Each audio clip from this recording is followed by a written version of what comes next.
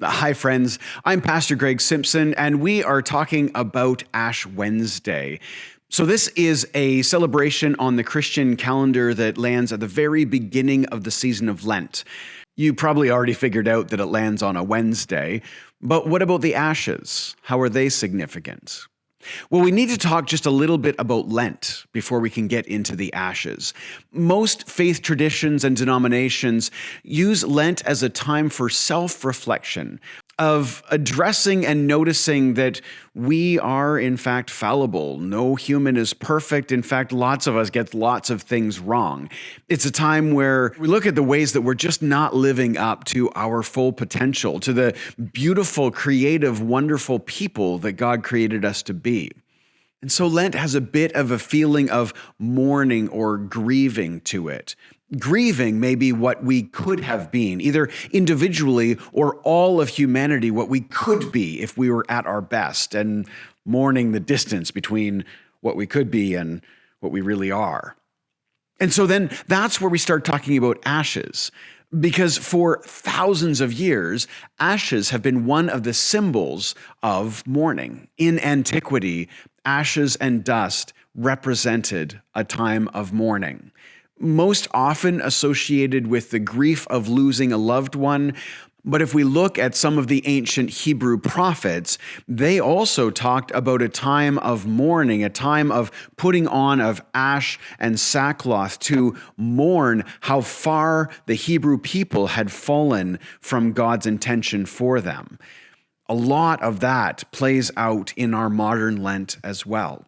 We are humbled by the fact that God created us to be truly amazing, beautiful, creative humans, and we fall short. For some people, and I'll admit that it lands this way for me as well, Lent can be a very depressing or a depressed time. There's a sadness in recognizing the ways that we fall short of what God had planned for us. You don't have to spend any time at all looking at the evening news or social media and realize there's a lot of brokenness out there.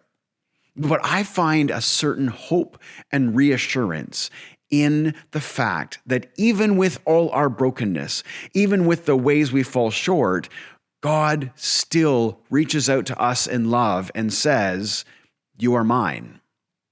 And that actually is the beauty of being marked with the ashes on Ash Wednesday. The mourning is the time that we take to say, we admit that things are broken. Things have gone sideways. But then when we get marked with the ashes on our forehead, we are being marked as belonging to God.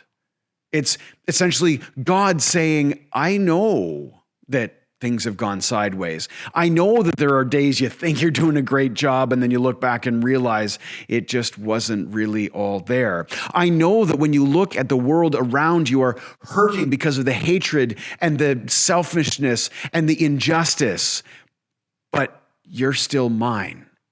And on this walk towards Good Friday and Easter, the ashes remind us that even in all of our human brokenness, Jesus still chose to die on our behalf, that God's love for us is utterly unconditional, that God sees our sin, our brokenness, the ways that we have fallen short, and says, "You belong to me."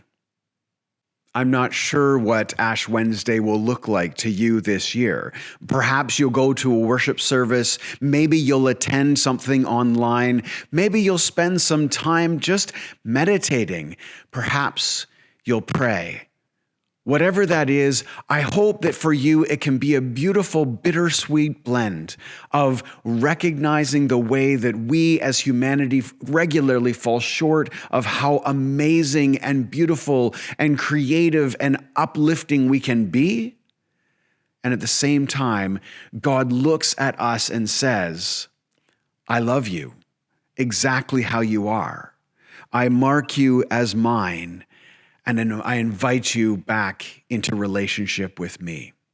I hope that answers for you a little bit of the significance of Ash Wednesday and why we mark ourselves with the ashes. If you have more questions about Lent, click that video. It's got a few answers.